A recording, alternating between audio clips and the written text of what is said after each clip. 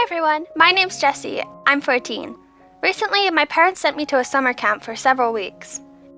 It was a new camp. Staying there wasn't costly, and the venue itself was located in the wilderness. Boys and girls up to 14 years were eligible to participate, so it fit me. But I didn't want to go there at all. I thought camps were a relic of the past. Yet, I wanted to challenge myself, so I decided to go and check it out.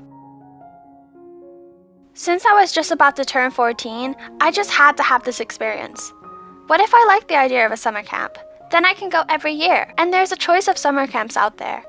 Parents discussed the details with the camp leader, and the next day I was taking selfies against wild landscapes. Upon arrival, anxiety increased, and I had to stay in unfamiliar environments among people I didn't know for several weeks. But it was my decision, and there was no way back. They brought all of us together and divided us into so-called detachments. Then we were assigned buildings depending on the age. I had to stay in the same room with 3 other girls from the same detachment. The room was old and unwelcoming. The furniture was scarce. I wasn't used to that, but it was a typical environment for camps, especially those as simple as ours. I unpacked and went for lunch. The food was edible. No more than that. I'm not a foodie, but what we ate was far from being delicious. I'd rather prefer to have a sandwich from a nearby store, but I wasn't allowed to do it. The floor and the beds were squeaky, there were no curtains, and I had difficulty falling asleep during quiet hours because of the sunlight. Generally speaking, my first impression of the camp was awful. I interacted with other boys and girls from my detachment, but didn't feel comfortable. The first few days were really hard. One of these days, I went for a walk and saw a dog on the outskirts of the campsite. It was an ordinary stray dog, but to me, he seemed very nice and friendly. We got along very well. I brought him my food from the camp canteen, but most often he refused it.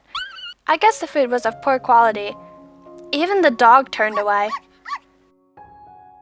I visited him every day for the whole week, and everything was fine, except that I didn't make friends apart from the dog, and the camp environment made me depressed. It was terrible. The camp staff was kinda gloomy, and our supervisors were too strict.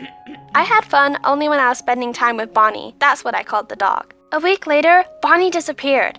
I didn't know what to think. We got attached to one another, and I took care of him, pet him, and brought him food. Didn't he like it? But what if something bad happened to him? I couldn't stop thinking. I searched and searched, but no luck. He wasn't there. I was sad. My only friend was gone, and my soul was empty. What if he never comes back? What if he lost his way? I'll soon return home and I won't see him again. On my way back, I heard some dogs whining. What if it's Bonnie? There were no other dogs in the area. I stopped and listened.